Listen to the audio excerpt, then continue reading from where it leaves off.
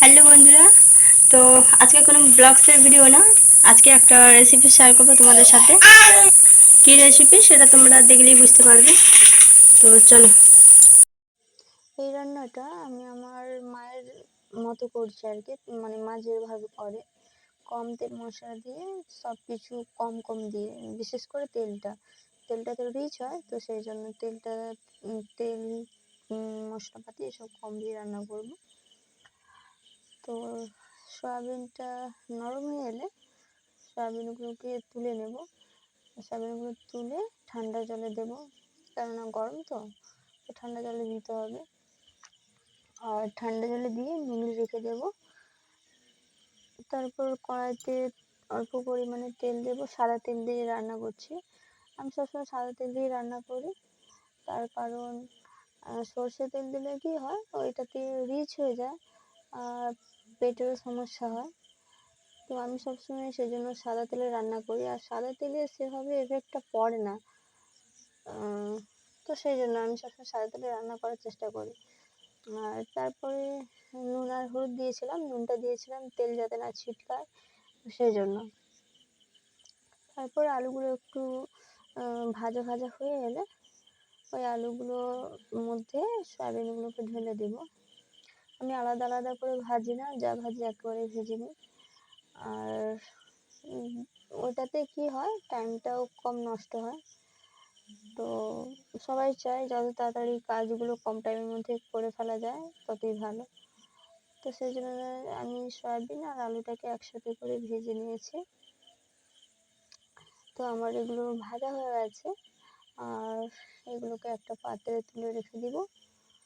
আর তারপরে কড়াইয়ের মধ্যে অল্প পরিমাণে তেল দেব, একেবারে অল্প দিয়েছে, তোমরা দেখতেই পাচ্ছ।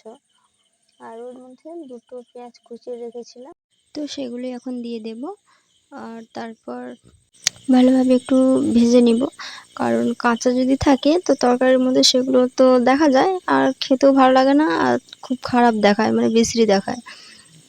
আর ওর মধ্যে আদা রসুন আর জিরেটা দিয়ে দেবো একসাথে, আমি সব পেস্ট করে রেখেছি, কারণ জিরে গুঁড়ো নেই, আর সেই জন্য ওর মধ্যে দিয়ে দিয়েছি।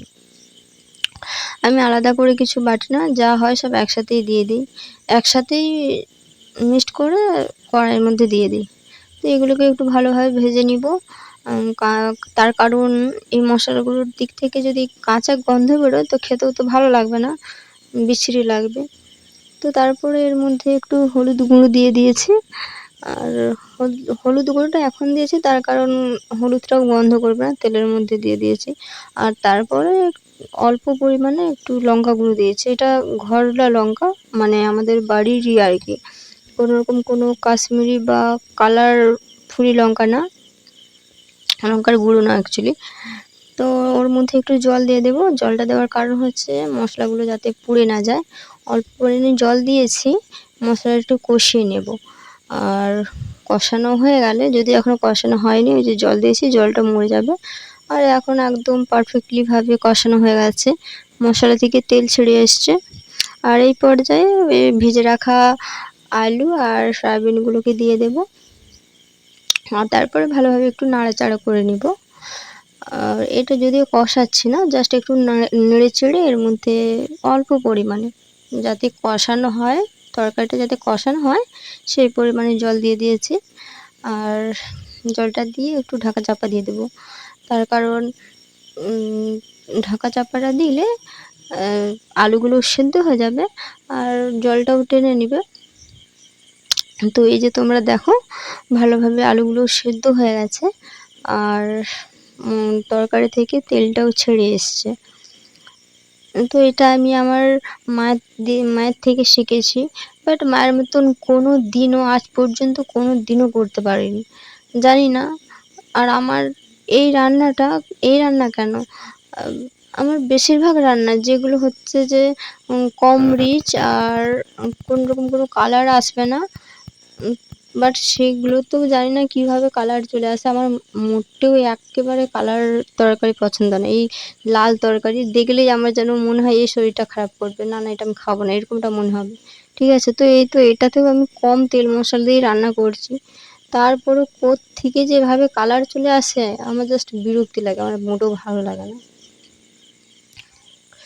তো ঢাকা চাপা দিয়ে রেখেছিলাম, আর কষানোর পর আবার জল দিয়েছিলাম তো, সেই জন্য একটু দেখলাম যে সব ঠিক হয়ে মানে সব হয়ে গেছে কি না।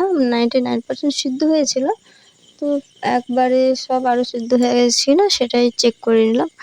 আর আলুগুলো একটু ভেঙে দিচ্ছি, তার কারণ তরকারিটা একটু ঘন দেখাবে। তো পাতলা থাকলে খেতেও ভালো লাগে না, ঝোলটা একটু জলের মতন থাকবে, তো সেটা ভালো লাগে না, সেজন্য ভেঙে দিয়েছিলাম। আর তারপরে ফাইনালি তরকারির লুকটা এটা।